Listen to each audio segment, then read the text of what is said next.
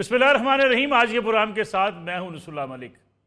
नाज़रीन, IMF के साथ स्टाफ मुआहदे एग्रीमेंट की नवीद सुनाई जा रही है और ये कहा जा रहा है कि अगले माह पाकिस्तान को $1.1 अरब मिल जाएंगे। लेकिन साथ ही साथ ये कहा जा रहा है कि मुश्किल फैसलों का वक्त भी है, क्योंकि अगर IMF से ये कर्जे लेने हैं तो कर्जे वापस देने के लिए पाकिस्तान को अपने ज़राए आमदन बढ़ाने पड़ेंगे। अपने वो इदारे जो इस वक्त खसारे में हैं उनके खसारे से बचना पड़ेगा। साथ ही साथ जो टैक्स का निज़ाम है पूरा उसको रिव्यू करना पड़ेगा। और ये भी कहा जा रहा है कि आइंदा से जो टैक्स वसूल किए जाएंगे उसकी एक नया मैकेनिज़्म तैयार किया जा रहा है कि किस तरीके से छोटे दुकानदार से बिजली के बिलों के ज़रिए टैक्स वसूल किया जाए। गोया पाकिस्तान कर्ज़ों पर तो चल रहा है, लेकिन कर्ज़े वापस देने के लिए उसे एक पूरे निज़ाम को उसको ओवरहाल करने की ज़रूरत है। और क्या ये हुकूमत ये फ़ैसला कर पाएगी? ये बड़े फ़ैसले जिसका इंदिया दिया जा रहा है कि ये करने पड़ेंगे, क्या हुकूमत के लिए आसान होंगे? क्योंकि अगर इतने बड़े फ़ैसले, ये इतने सख्त फ़ैसले करने पड़ते हैं तो हुकूमत को मुश्किलात के साथ साथ अपोजिशन के चैलेंज का सामना भी करना पड़ सकता है। अपोजिशन इस वक्त सड़कों पर आने का ऐलान कर चुकी है। 30 मार्च को जलसा होगा, फिर 21 अप्रैल को जलसा होगा, जो है एहतजाज करेंगे सड़कों पर भी और पार्लिमान के अंदर भी हुकूमत के खिलाफ भरपूर एहतजाज किया जाएगा। गोया मुस्लिम नवाज़ की हुकूमत और पाकिस्तान पीपल्स पार्टी की इत्तेहादी हुकूमत को पाकिस्तान तहरीक इंसाफ, जो कि सुन्नी इत्तेहाद कौंसल की शक्ल में पार्लिमान के अंदर मौजूद है, उससे भी अपोजिशन की तरफ से उनको सामना उनका करना पड़ सकता है। IMF के साथ स्टाफ लेवल मुआहदे के बारे में वज़ीर-ए-आज़म शहबाज शरीफ किस किस्म की खुशखबरी दे रहे हैं, ज़रा सुनिएगा। IMF के साथ स्टाफ लेवल एग्रीमेंट हो गया और इंशाअल्लाह ये अगले महीने जो $1 बिलियन से बड़ी जो किस्त है वो आने वाली है। ये प्रोग्राम जो है, जो हमें मजीद एक और प्रोग्राम चाहिए, उसका दौरानिया 2 साल या 3 साल हो सकता है। उसमें हमने इस प्रोग्राम के साथ साथ डीप रूटेड स्ट्रक्चरल रिफॉर्म्स लेके आनी है। IMF के साथ मुआहदे की अगर खुशखबरी दी जाती है तो साथ ही साथ ये कहा जाता है कि ये कर्जे जो पाकिस्तान के लिए ये नुकसानदेह हैं। शहबाज शरीफ साहब को इस बात का एहसास है या नहीं, लेकिन इस बात का वो इजहार ज़रूर करते हैं कि ये जो कर्जे हैं पाकिस्तान, मजीद कर्जे पाकिस्तान के लिए इंतहाई ख़तरनाक हैं। सुनिएगा शहबाज शरीफ साहब इस हवाले से क्या मौक़िफ़ रखते हैं। आइंदा भी हमें एक नए प्रोग्राम की जरूरत है। मजीद कर्जे पाकिस्तान के लिए इंतहाई नुकसानदेह हैं। कोशिश करेंगे कि कम से कम इसमें हम कर्जे लें। शाहाना अखराजात हैं हुकूमत पाकिस्तान, इसके लिए मैं कमेटी बना चुका हूँ। कई महकमे ऐसे हैं जिनकी जरूरत नहीं है। बिजली चोरी 400-500 अरब रुपए की साल की चोरी है। आपको फिल फॉर प्लान लाना होगा। चंद रोज पहले ख्वाजा आसिफ साहब ने भी कहा, जो इस वक्त वजीर दिफा है, कि बिजली चोरी होती है तो बिजली चोरी कौन रोकेगा? क्या हुकूमत वक्त की जिम्मेदारी नहीं है? फिर ये कहा गया कि टैक्स रेवेन्यू जो है वो उसको टारगेट को पूरा करना मुश्किलात का सामना करना पड़ता है। तो ये जिम्मेदारी भी आखिरकार हुकूमत की है कि हुकूमत ने टैक्स इकट्ठा करना है, हुकूमत ने बिजली चोरी रोकनी है, हुकूमत ने गैस चोरी रोकनी है और हुकूमत ने ही शाना अखराजात कम करने हैं। इसके लिए कमेटियाँ बना लें, लेकिन कमेटियाँ बनाने के साथ साथ आपको सड़कों पर चलते हुए बड़े बड़े लश्कर दिखाई जब देते हैं तो आपको अंदाज़ा होता है कि शाही अफसरान और हुक्मरान किस तरीके से लाओ लश्कर लेकर चल रहे होते हैं। क्या ये अखराजात कम हो सकेंगे? ये भी आज के प्रोग्राम का मौजू होगा। मेरे साथ तशरीफ़ रखते हैं मुल्क के सीनियर सहाफ़ी तज़कियाकार जनाब नज़ीर लगारी साहब, उनके साथ तशरीफ़ रखते हैं सीनियर सहाफ़ी तज़कियाकार जनाब आमिर ज़िया साहब, उनके साथ मौजूद हैं सीनियर एंकर पर्सन सीनियर तज़कियाकार अली हैदर साहब। नज़ीर लगारी साहब, प्रोग्राम का आगाज़ में आपसे करना चाहूँगा। दावा तो किया जा रहा है कि हमें IMF के साथ स्टाफ मुआहदा जो है वो एग्रीमेंट हो गया, अब हमें $1.1 अरब भी मिल जाएंगे, लेकिन साथ हुकूमत ये कहती है कि कुछ सख्त फैसले करने पड़ेंगे। सख्त फैसले तो अवाम के लिए सख्त होते हैं हमेशा से। क्या ये बिजली चोरी, गैस चोरी, टैक्स चोरी, ये रोकना अवाम का काम है? हुकूमत, हर हुकूमत कहती है हम इसको रोकेंगे, रोकने में कामयाब नहीं होती। देखें, जाहिर है अवाम की चोरी बिजली की तो नहीं होती है। ऐसा नहीं है कि बिल्कुल नहीं होता है, लोग भी करते हैं चोरी, कुंडे लगे हुए हैं। बहुत से इलाकों में ऐसा होता है कि लोग बिजली चोरी कर रहे होते हैं। उसकी वजह भी है, उसकी वजह बहुत माकूल है। जिसकी आमदनी 30-35 हज़ार है मैक्सिमम, और उसके घर का बिल जो है वो 15,000 आता है, और उसके बच्चों की फीस जो है वो 5,000 है, उसके मकान का किराया 10,000 है। बाकी कौन जाकर पूरा करेगा उसके घर के अखराजात को? और वो भी इस हालत में वो कर रहे हैं कि जब वो एक पंखा चलाएं और एक घर में एक बल्ब जलाएं, तब भी बिल जो है वो इतना आता है कि एक आम आदमी के अफोर्ड से ज्यादा बाहर होता है। और इस वजह से चोरी होती है, और चोरी होती है जो महकमे हैं उनकी मिली भगत से होती है। अगर उनकी मिली भगत ना हो तो ज़ाहिर चोरी हो ही नहीं सकती है। वो खुद उस डिपार्टमेंट में जो भी बिजली को फराहम करता है, जो ट्रांसमिशन करता है, जो बिजली घरों तक पहुंचाता है, उसका अमला चोरी में शामिल होता है और ये चोरी ऊपर तक जाती है हर लिहाज से। एक तो ये है। दूसरी बात ये है कि जैसे आपने कहा है, जैसे खुद वज़ीर आज़म कह रहे हैं, वो कर्ज़ की पीते थे मय, हम सब चाय पी रहे हैं। कर्ज़ की पीते थे मय और समझते थे कि हाँ, रंग लाएगी हमारी फाका मस्ती, एक दिन तो वो रंग ला रही है हमारी फाका मस्ती। और हम ये देख रहे हैं कि जो कुछ हमारी माजी की हुकूमतों ने कर्ज लिए और बेतहाशा कर्ज लिए, और कर्ज लेने वाली यही हुकूमतें थी जो अब भी हुकूमत में हैं, और इन्होंने कर्ज लिए और वो कर्ज हम अदा नहीं कर पाए हैं, और कर्ज अदा करने के लिए भी कर्ज ले रहे हैं। तो फिर कैसे? आखिरकार एक कुर्बानी जो मांगी जाती है वो आम आदमी से मांगी जाती है, अवाम से मांगी जाती है। अवाम का हर शख्स टैक्स देता है, जो पानी पीता है, जो नवाला खाता है, जो रोटी खाता है, जो सिगरेट पीता है, नहीं पीनी चाहिए, और जो कोई भी काम करता है, जिसके बच्चे बिस्किट खाते हैं, जिसके बच्चे दूध पीते हैं, हर आदमी को हर चीज पर टैक्स देना पड़ता है। अगर ये डायरेक्ट टैक्स की तरफ चले जाएं तो लोगों को पता चल जाएगा कि वो कितना टैक्स दे रहे हैं, इसलिए कि ये छुपा कर वो करते हैं। और जो माफिया है वो आराम करती है, ऐश करती है, उनके बच्चों के लिए सारी सहूलतें हैं, उनको सब्सिडी दी जाती है। आप चीनी के बड़े प्रोड्यूसर हैं, आपको बहुत बड़ी सब्सिडी मिलेगी जनाब, एक्सपोर्ट करने पर भी सब्सिडी मिलेगी, इंपोर्ट करने ठीक पर है। भी सब्सिडी मिलेगी। और ये हर शोबे के अंदर सब्सिडी लेकर वो भी माफिया भी आराम करती है, ऐश करती है। दो शोबे हैं, एक सनत है और एक तिजारत है, जिसके जरिए हम समझते हैं कि ये इकोनॉमी आगे बिल्कुल। बढ़ सकती है। सनतकार भी किस हद तक आपको देता है, टैक्सेस देता है, और ट्रेडर कितना देता है, और एग्रीकल्चर सेक्टर से आप कितना टैक्स वसूल करते हैं, ये भी आपके सामने है। और ये जो जमीनें हैं लाखों एकड़ की, कोई हद नहीं है लोगों के पास।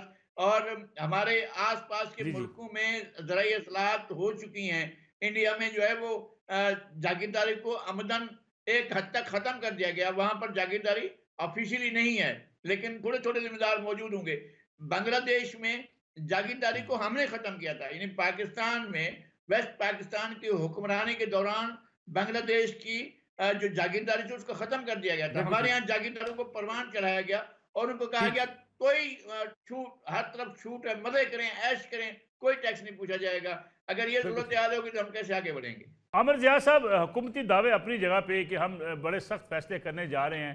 सख्त फैसले यकीनी बात है टैक्स रेवेन्यू के हवाले से होंगे, या बिजली चोरी के हवाले से होंगे, गैस चोरी के हवाले से होंगे, या जो इस वक्त कहा जा रहा है कि जिस तरीके से सिक यूनिट है उनको हम बेच कर ये पैसे बचा सकते हैं। अगर निजकारी की बात की जाए, माजी में भी जब निजकारी की कोशिश की गई, सियासी जमातों के माबैन इख्तलाफात पैदा हो जाते हैं। क्या ये इदारे जो इस वक्त खसारे में चल रहे हैं, जिनके पैसे आप और मैंने और आवाम ने देने हैं, इनको बंद करने पर हुकूमत यकसू हो सकेगी? अरे पहली बात थी कि दिलचस्प मैं सूरत हाल देखता हूँ कि जितना इलाज करते हैं उतना ही मर्ज बढ़ता जा रहा है। और ये जो बातें अभी आपने फरमाई, मतलब है जो हुकूमत को आपने कोट किया और कुछ मतलब है शॉर्ट सबने सुने, ये तमाम बातें आप देखिए जो हुक्मरान आता है जब भी अपनी नई इनिंग्स का आगाज करते हैं तो कमो बेश इसी किस्म की बातें होती हैं कि निजकारी करेंगे, हम शाहाना कर्जे खत्म करेंगे, तो खर्चा जो है उसको कम करेंगे, फिर हम यही बात करते हैं कि जनाब इसराफ नहीं होगा, किफायत शारी होगी, लेकिन होके नहीं देता। और जब आप बात करते हैं टैक्स नेट की या टैक्स बढ़ाने की, तो हम जैसे लोग खौफजदा हो जाते हैं, वो लोग कि जो सैलरीड क्लास है, हमारा इस मुल्क का कॉर्पोरेट सेक्टर है जो कि ईमानदारी से टैक्स दे रहा है, क्योंकि जब भी बर्फ गिरती है तो इन्हीं बेचारे मुसलमानों पे गिरती है, उन लोगों पे नहीं गिरती है। अभी तक तो तारीख ने यही बताया है कि जो टैक्स नेट से बाहर है। तो इस मरतबा क्या नया करेंगे, एक बड़ा सवालिया निशान है, क्योंकि हैं सारे पुराने लोग, तो इन पुराने लोगों में नया करने की कितनी इस्तात है, ये बड़ा एक सवालिया निशान है। क्योंकि नसरुल्लाह साहब, आप जिस तरह के प्रोग्राम करते हैं आप वैसे ही करेंगे 10 साल के बाद भी, है ना, बहुत ज्यादा तब्दीली तो नहीं आएगी। तो उसी तरह शहबाज शरीफ ने जितना हुक्मरानी की है उसी तरह की हुक्मरानी वो करते रहेंगे। अब उसमें कितना तब्दील होंगे, क्योंकि इनके साथ जो हुक्मरान शराफिया के लोग हैं जो शामिल हैं फैसलों में, वो तो सारे के सारे हमारे देखे भाले, उनके मफादात इस बदउनवान सिस्टम के अंदर हैं। और वो बेशक सिस्टम जो है वो कोलैप्स कर रहा है, लेकिन टाइटैनिक के जो अपर डेक पे है वो म्यूजिक पार्टी ऑन है और इन लोगों को मजे आ रहे हैं। आप देखें ना हुक्मरान अशराफिया की, उस पर कोई फर्क नहीं पड़ता जिंदगी पे। तो पहली बात है कि क्या हमारी हुक्मरान अशराफिया कुछ नया कर दिखाने को तैयार है, और उसकी क्या वो कीमत देने के लिए तैयार है? वो कीमत सिर्फ मुझसे और आपसे वसूल करेंगे, इस मुल्क के मेहनत कशों से, रेडी लगाने वालों से, फेरी लगाने वालों से जो है वो कीमत जो है वसूल की जाएगी? बड़ा सवाल है ये। फिर IMF का 23 प्रोग्राम हमने लिए, और अभी 24वें की तरफ इंशाल्लाह जाएंगे, जो कि एक्सटेंडेड फंड फैसिलिटी होगा, 2 क्या मुझे तो लगता है कि 3 बरस का होगा। और इसमें देखिए IMF हमेशा 3-4 वो अद्वियात आपको प्रिस्क्राइब करता है। वो कहता है जी इंटरेस्ट रेट बढ़ाएं, वो हमारे ऑलरेडी बढ़े हुए हैं। वो ये कहता है कि जी सब्सिडीज का खात्मा करें, तो आपने पहले कलाकुमा कर दिया आम आदमी का, तो है ना। बिल्कुल फिर ठीक। वो कहते हैं डिवैल्यू कर दें, हम बहुत ज्यादा डिवैल्यू कर चुके हैं और कितना मजीद करेंगे। ये उनके 3 होते हैं, वो चाहे मिस्र हो, चाहे वो कोई अफ्रीकी और मुल्क हो, या कोई एशियन मुल्क हो, या पाकिस्तान हो। हर मर्तबा इसके अलावा मुझे कोई चौथा नुस्खा नजर नहीं आया उनका। अच्छा, इसको हम लोगों ने बारहा आजमाया, अब है ना, तो उसमें कोई फर्क तो नहीं पड़ा। तो मसला ये नहीं है कि हम सिर्फ यही काम करते जाएं, जो बाकी चीजें करने की हैं वो नहीं होती। सियासी इस्तेकाम जरूरी है, अकाउंटेबिलिटी ऑफ द करप्ट बहुत बिल्कुल जरूरी ठीक। है। आप अगर छोड़ते रहेंगे, बार बार माफ करते रहेंगे नजरिया जरूरत के तहत, तो यही होगा। बिल्कुल ठीक। और आप देखिए कि हमारी जो, आप डिस्कोर्स देंगे, आखिरी पॉइंट है कि मैं भी टीवी देख रहा था और सबसे जो पहले हेडलाइन चल रही थी वो शौकत सिद्दीकी साहब की, उसकी चल रही थी, माशाल्लाह बड़ा जबरदस्त फैसला है, ठीक है। लेकिन मेरा एक सवाल है कि हम माजी के ठीक। दुरुस्त फैसले कर रहे हैं, माजी के फैसलों को यूज कर रहे हैं, ठीक है। कल को हो सकता है कोई और आने वाला आए, ओके जी, आज जितने फैसले सब गलत थे और अब हम दोबारा दुरुस्त करते हैं। क्योंकि ये जो आपने माजी के साथ रोमांस शुरू किया है, कि आज के मसाइल को छोड़कर आप मुशर्रफ साहब को सजा देने के लिए जुट गए। आपने जी जी। कहा कि जी ये बड़े ये आदमी है शौकत सिद्दीकी साहब, गलती हो गई। तो कल को कोई और गलतियां आपकी निशानदेही कर रहा हो, तो एक पेंडोरा बॉक्स खोला है, बिल्कुल ठीक। जिससे हमें खौफजदा होना चाहिए, खुश होना चाहिए। आपने बिल्कुल। इस हिकमत अमली से हर केस को दोबारा रीओपन कर दिया है पाकिस्तान में, और हर फैसला आपने ये नजीर डाल दी है कि आप दोबारा जाएं और खोल लें। अगर बिल्कुल आपकी ठीक। मर्जी के मतलब है आ जाता है, तो no issue is closed in Pakistan now. Every issue is subject to be reopening 10 years बिल्कुल down the road, 20 years down the road, और ये होगा। बिल्कुल ठीक है। अली हैदर साहब, बड़ी बुनियादी बात की आमर ज़िया साहब ने कि अगर आप इसी बात पे लगे रहेंगे कि माजी में ये गलत चीज़ हुई, अब उसको रिव्यू करना है, तो आप उसी जगह पे उलझे रहेंगे, आगे की तरफ बढ़ नहीं सकेंगे। यही बात शिबाशी सब भी कह रहे हैं। वो कह रहे हैं कि कोशिश करेंगे कम से कम कर्जे लें। अगर माजी में कर्जे लिए जाते रहे, अब भी कर्जे लिए जा रहे हैं, साथ ये कहा जा रहा है कि कम से कम कर्जे लें, निज़ाम चलेगा कैसे। फिर ये भी कहा जा रहा है कि औरंगजेब साहब जो वज़ीर ख़जाना है, टेक्नोक्रेट है, उन्होंने ऐलान कर दिया कि रुपये की कदर को मुस्तहकम रखा जाएगा, यानी डॉलर की कीमत जहाँ पे है इस वक्त उसे रोका जाएगा। क्या ये सारे फैसले मौजूदा हुकूमत के लिए आसान होंगे? मलिक साहब बहुत शुक्रिया आपका। मलिक साहब पहली बात तो ये है कि ये पॉसिबल ही नहीं है कि आप ये दावा करते हैं कि हम कम से कम कर्जे लेंगे, क्योंकि इसके अलावा आपके पास कोई रेवेन्यू स्ट्रीम अगर और है तो बता दें। हम उठते हैं, हम IMF को बुरा बना देते हैं, हमारे सामने पिक्चर ये पेंट की गई है कि यार ये IMF के कहने पे हो रहा है। IMF हमें कहता क्या है? IMF हमें बेसिक बातें, हमारी बेसिक चीजें ठीक करने को कहता है। वो कहता है यार बिजली महंगी बना के सस्ती क्यों बेच रहे हो? तुम 500 अरब सालाना की जो बिजली चोरी करवाते हो उसको क्यों नहीं रोकते हो? IMF ये तो नहीं कहता ना कि तुम चोरी ना रोको। IMF आपको ये भी नहीं कहता कि आप जो 60% फर्नेस ऑयल पे बिजली बना रहे हैं, और वो भी बाहर से इंपोर्ट करके फर्नेस ऑयल लेकर आ रहे हैं, आप विंड मिल पे शिफ्ट नहीं हो, आप सोलर एनर्जी पे शिफ्ट नहीं हो। ये मैं अभी एक रिपोर्ट पढ़ रहा था सर, इंटरनेशनल ट्रेड एडमिनिस्ट्रेशन एक इदारा है अमेरिका का, जी उसकी जी। ये स्टडी है। वो कहता है कि पाकिस्तान ऑल्टरनेट एनर्जी सोर्सेज से, यानी जिसमें सोलर भी है, विंड मिल भी है, पानी भी है, उससे 50,000 मेगावाट बिजली पैदा करने की सलाहियत रखता है।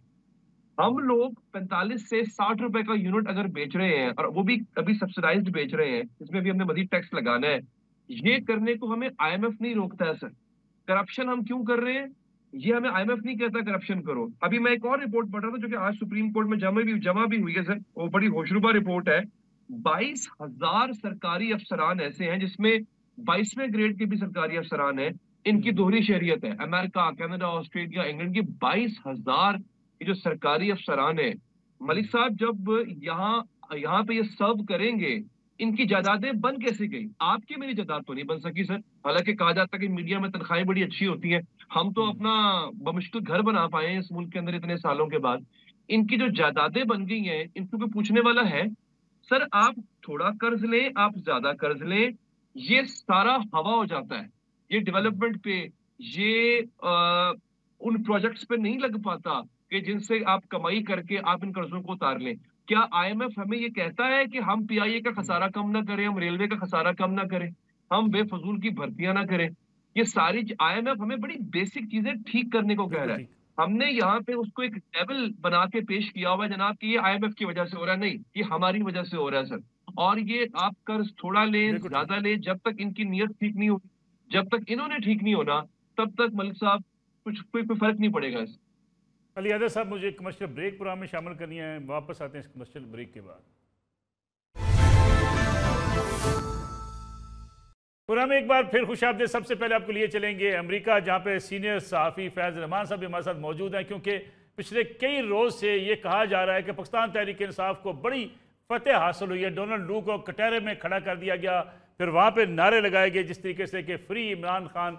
गोया PTI ने काफ़ी बड़ा मार्का सर किया है, लेकिन साथ ही साथ कुछ खबरें इस किस्म की भी हैं कि वहाँ अमेरिका में भी जो PTI की लीडरशिप है वो सहाफ़ियों को धमकाती है। यही जानेंगे फैज़ रहमान साहब से। फैज़ रहमान साहब, बहुत शुक्रिया प्रोग्राम में वक्त देने का। ये बताइएगा कि वाकई ये बहुत बड़ी फतह है पाकिस्तान तहरीक इंसाफ के लिए कि डोनाल्ड लू जो हैं वो कटहरे में खड़े हों, सवालों के जवाब दे रहे हों। अगरचे लगता ही है इस पूरी समाज से कि अमेरिका ने सबको खुश कर दिया है, साइफर पर मौजूदा हुकूमत को और इलेक्शन धांधली पर एतराज़ात उठाकर PTI को। जी मलिक साहब, बहुत बहुत शुक्रिया। Good to be on your programme. देखिए, इसको ये फतह वारा तो मैं नहीं कहूँगा, अलबत्ता ये है, बहरहाल एक अहम बात ये है कि पाकिस्तानी कम्युनिटी ने अपने वसाइल जमा करके वो मेंबर्स ऑफ कांग्रेस जिनके लिए इन्होंने फंड रेजर्स किए हैं, उनकी कैंपेन्स को डोनेशंस दिए हैं, उनसे ऐसे बयानात दिलवाने में कामयाब हो गए हैं और फिर बाकायदा एक हियरिंग भी करवा दी।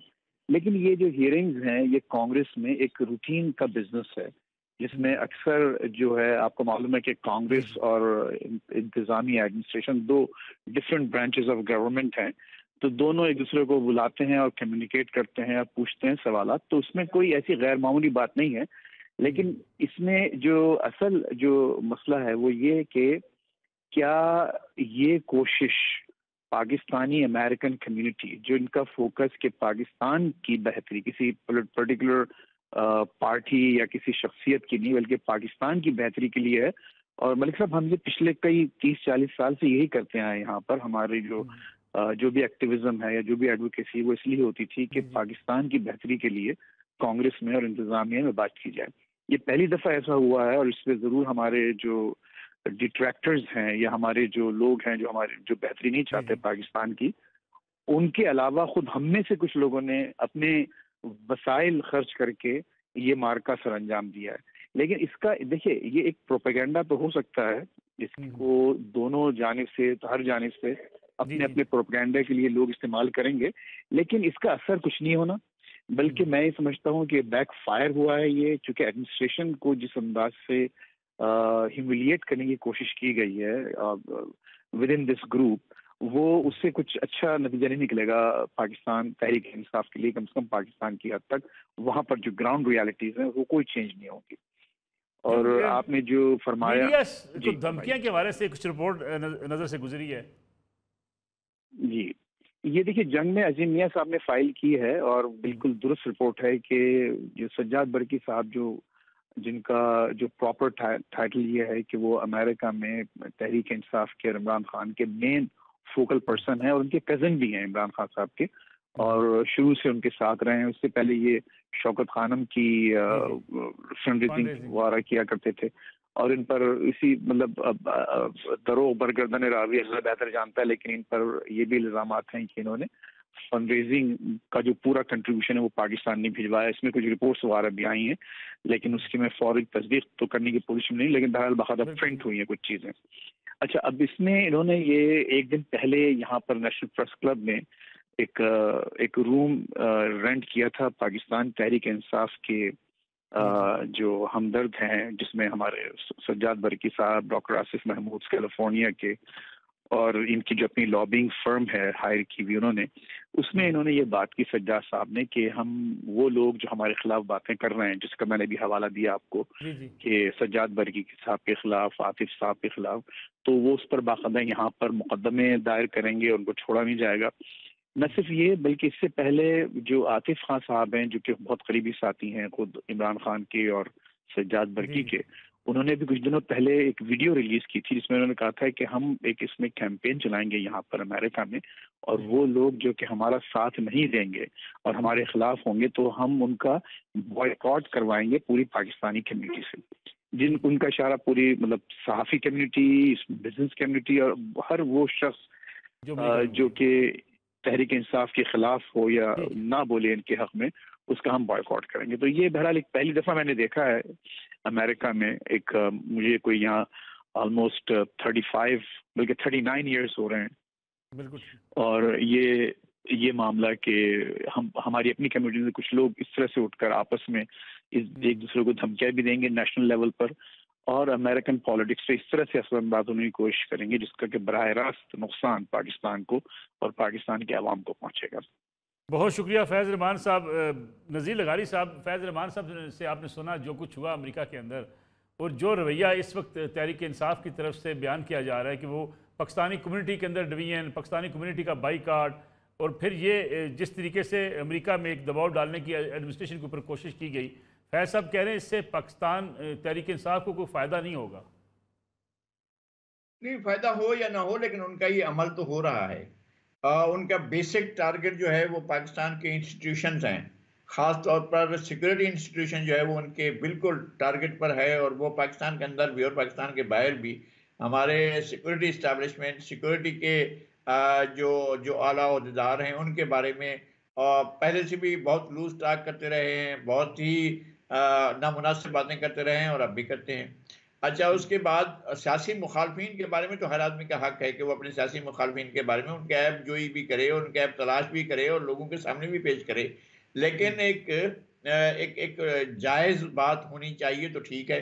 अगर आपने ये तय कर लिया है कि इसका अल्टीमेट नुकसान जो है वो पाकिस्तान को, उन लोगों को नहीं होगा जिनके खिलाफ ये कंप्लेन कर रहे हैं, अल्टीमेट नुकसान अगर पाकिस्तान का होता है तो फिर आप लूजर हैं, आपने कुछ गेन नहीं किया है। उसके नतीजे में अगर आप ये चाहते हैं कि पाकिस्तान के लोग जो हैं अपने रिमिटेंसेस ना भेजें और पाकिस्तान को इसी हालत में छोड़ दें, और वो पाकिस्तान के जो माली वसाइल हैं उसमें भाई पैसे इसलिए नहीं भेजें कि यहाँ पर तो चोरों के पास जाएंगे, यानी ये आपका बयानिया हो तो ठीक है, फिर कर लें आप पाकिस्तान को सीधा, और पाकिस्तान के बाकी मसाइल भी हल कर लें। मेरे ख्याल में एक ऐसे बचपना का खेल है ये, जिसका जो मुझे समझ में नहीं आता है। एक पार्टी को, जो पार्टी वाकई पाकिस्तान के एक लोगों के अंदर अपनी एक से रखती है, अपनी उसका एक वोट बैंक है, उसे लोगों के मजमूई तौर पर कम अज कम और लोगों के मफाद को तो सोचना चाहिए, कम अज कम उसको मुल्क के मफाद को सोचना चाहिए। जब उनकी बातों से ये लगे कि इससे मुल्क का ही नुकसान हो रहा है तो फिर वो बात तकलीफ दे हो जाती है। मैं ये समझता हूँ कि इससे, जैसे वो कह रहे हैं कि इससे उनको फायदा नहीं होगा, लेकिन मैं ये समझता हूँ कि पाकिस्तान के लोगों के अंदर एक रियलाइजेशन आएगा कि ठीक है, अगर वो बुरे हैं जो बैठे हैं तो ये भी अच्छे नहीं है कि जो पाकिस्तान के लिए हल मुश्किल पैदा करने के लिए जाते हैं और कहते हैं कि जी IMF के सामने जाकर मुजाहरा करो, वहां जाकर लोगों को ले जाएं और लोगों को धमकियां दें कि हमारा साथ नहीं दोगे तब ये कर लेंगे। जी ठीक है। अमर ज़िया साहब, ये जो बैरून मुल्क पाकिस्तानी मुकीम हैं जो ख़ासतौर पर तहरीक इंसाफ से वाबस्ता हैं, उनके कुछ इकदाम पर एतराज़ात उठाए जाते हैं। ख़ासतौर पर अगर इसी वाक़े की बात की जाए, जिस पर भी फैज़ साहब भी बात कर रहे थे कि अगर वहाँ पे पाकिस्तान तहरीक इंसाफ के अहदेदारान कहें अपने लोगों से कि हम जो बाकी कम्युनिटी उनका साथ नहीं देती, हम उनका बाईकाट करेंगे, ये इंतहा पसंदाना रवैया मुल्क से बाहर बैठे हुए जहाँ पाकिस्तानियों को एक होना चाहिए। हमने देखा बाकी ममालिक के लोग भी वहाँ पे होते हैं, अपनी अपनी सियासी जमातों से वाबस्ता होते हैं, लेकिन इतनी तफरीक नहीं होती। एक तो बात हमें समझनी चाहिए कि जो पाकिस्तान में इस वक्त पोलराइजेशन है उसका अक्स आपको बैरून मुल्क भी नजर आता है।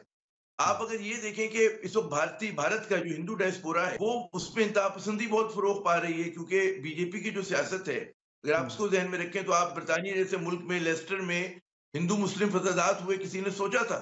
तो बात ये कि ग्लोबलाइजेशन की वजह से हर मुल्क का जो डायस्पोरा है वो अपने मुल्क से कनेक्टेड है। हमारे यहाँ समझने वाली बात ये कि भाई पाकिस्तान में जो पोलराइजेशन है वो आपको तकसीम अपने मुल्क में भी नजर आई है, वही आपको रिफ्लेक्ट करती हुई बाहर भी आती है। आप यूरोप के दौरे पे जाएं, आपको नजर आएगा, या मगरबी ममालिक में जहाँ पे पाकिस्तानी बहुत हैं, अमेरिका समेत, तो वहां पर है कि एक इसकी बड़ी सपोर्ट बेस है PTI की, ठीक है ना। और इस जमाने में वो कभी पीपल्स पार्टी की हुआ करती थी, लेकिन वो महदूद हुई है, और बल्क जो है मैं नौजवानों का मैं रहता हूँ, मुझे अंदाजा है कि किस तरफ जा रही है। अच्छा, दूसरी बात ये जो इन्होंने धमकी कहा, मैं जरा उसको एक दुरुस्त करूंगा, मैं आऊंगा उनके सियासत पे अलग आऊंगा। देखिए यूरोप में या मगरिब में, अमेरिका में, आई सी यू इन द कोर्ट। जब भी कोई अगर किसी की खिलाफ गोरे का भी होता है ना, किसी से, वो कहता है आई सी यू इन द कोर्ट। तो वहां पे लेके जाना, कोर्ट में लेके जाना कोई बड़ी बात नहीं है, वो बड़ा एक लीगल आपका हक है।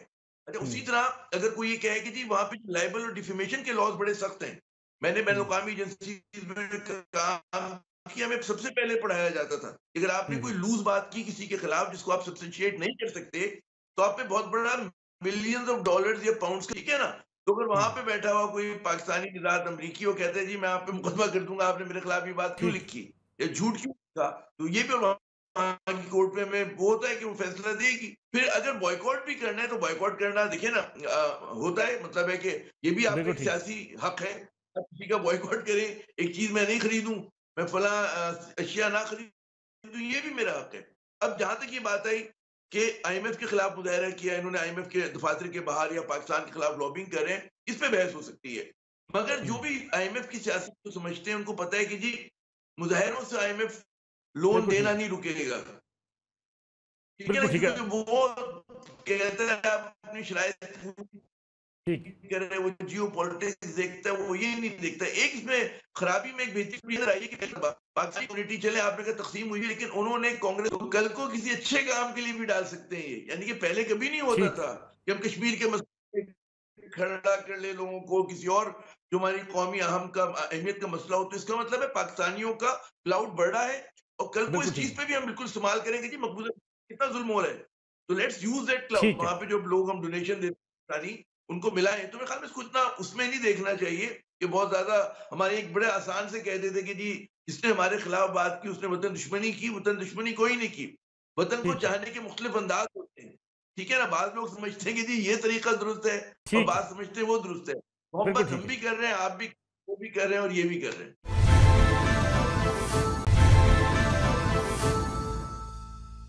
में एक बार फिर खुशामदीद। अली हैदर साहब, बाज़ लोग ये राय रखते हैं कि एक तरफ हम कहते हैं कि अमेरिका को हमारे मामलात में मुदाखलत नहीं करनी चाहिए, हम इंडिपेंडेंट मुल्क हैं, और एब्सोल्युटली नॉट का नारा भी बड़ा पॉपुलर हुआ। दूसरी तरफ हम कहते हैं कि हम अमेरिका से ही कहते हैं, वहाँ प्रोसीडिंग चाहते हैं, वहाँ हेयरिंग चाहते हैं, वहाँ चाहते हैं कि वो अमेरिका पाकिस्तान में मुदाखलत करे, इंतखाबात की शफाफियत के हवाले से जो सवालात उठे हैं उसका अजाला करे। ये लगा है आपको तफरीक, इस तजाद नजर आता है आपको ये? नहीं, मैं सर बड़ी हम्बली और रिस्पेक्टफुली डिफर करूंगा जितने भी यहाँ पे रिस्पेक्टेबल हमारे मेंबर्स ने ओपिनियन दिया है। यहाँ पे हम इसको आउट ऑफ कॉन्टेक्स्ट देख रहे हैं मामले को। हियरिंग हुई है उस आदमी की जिस आदमी पे इल्जाम है कि उसने धमकी दी थी। तो अगर उसके मुल्क में इस चीज की रियलाइजेशन हो रही है कि हाँ ये गलत हुआ, तो फिर उसकी हियरिंग भी हो रही है, उसकी पेशी भी हो रही है, तो मैं समझता हूँ ये बहुत बड़ा इकदाम है। पाकिस्तान तरीके इंसाफ से मेरे अपने बहुत से इख्तलाफात हैं, नजरियाती इख्तलाफ, मैं उसको एक बड़ी इमेच्योर जमात समझता हूँ आज भी। हैविंग सेड दैट, इस जमात ने एक वहां के खारजा अमूर के जो सेक्रेटरी हैं उसको पेशी पे मजबूर कर दिया। ये बहुत बड़ी जीत है एक ऐसी जमात की जिसका लीडर पाबंद सलासिल है, जिसकी जमात बिखरी हुई है, जिसके निशान दे दिया गया, जिसको सीटें तक नहीं मिली मुकम्मल उसको जो वो डिजर्व करती थी। ये उस जमात की जीत है। हाँ, इनके प्रोसेस पे, इनके तरीक़ाकार पे जिसमें बुलिंग का एक अंसर शामिल है, उसको तनकीद का निशाना बनाया जा सकता है। अब अगर इससे पहले जो साहब अमेरिका से थे वो कह रहे थे इससे कोई खास फर्क नहीं पड़ेगा। आज की खबर सर ये है कि ऐवान नुमाइंदगान की खारजा अमूर की कमेटी ने अमेरिका के वहां पे उन्होंने करारदाद पास की है जिसमें पाकिस्तान में जमहूरी हकूक, इंसानी हकूक की पामाली पे करारदाद उन्होंने मंजूर की है, और इसको अब कांग्रेस में टेबल किया जाएगा, और जो वहां पे जो उनके कांग्रेसमैन है उनके सामने इसको रखा जाएगा। तो ये कहां से हो रहा है? ये एक ऐसी जमात की तरफ से इससे आप उसकी बयानिए की नफी नहीं समझते कि अमेरिकी मुदाखलत नहीं होनी चाहिए? सर ये मुदाखलत, देखिए मुदाखलत हुई है एक रिजीम को चेंज करने के लिए। उस मुदाखलत का जो इफेक्ट है उसको कैंसिल करने के लिए तो उसी मुल्क ने कोशिश करनी है। अली हैदर साहब, उसी मुदाखलत को अगर वो निगेट कर देते हैं, डोनाल्ड ट्रंप कहते हैं मैंने तो मुदाखलत की नहीं, हमने तो रजीम चेंज की नहीं, हम उनकी इस चीज को मानते नहीं है, हम उनकी जमहूरियत के लिए किसी अपील को मान लेंगे? सर देखिए, जब मुदाखलत का इल्जाम डोनाल्ड ट्रंप पे है, जिस शख्स पे इल्जाम लगे वो तो यही कहेगा ना मैंने ये काम नहीं किया, जब तक उसकी फिर इन्वेस्टिगेशन ना हो। इल्जाम जिस पे लग रहा है वो हमेशा खुद को इल्जाम से दूर रखेगा। डोनाल्ड ट्रंप ने भी यही किया, ये कुछ अनएक्सपेक्टेड नहीं था, इट वाज वेरी नेचुरल। जिस मुल्क की जिस एडमिनिस्ट्रेशन ने रिजीम चेंज में हिस्सा लिया, अगर वो अपनी गलती को ठीक करना चाह रहा है तो सर वो कनाडा ने तो नहीं करनी ना सर, इंडिया ने भी नहीं करनी, ना ही युगांडा ने करनी है। अमेरिका की हुई गलती अमेरिका नहीं ठीक करनी है ना सर। तो आज उन्हीं के इदारे ही एक्टिवेट हुए हैं।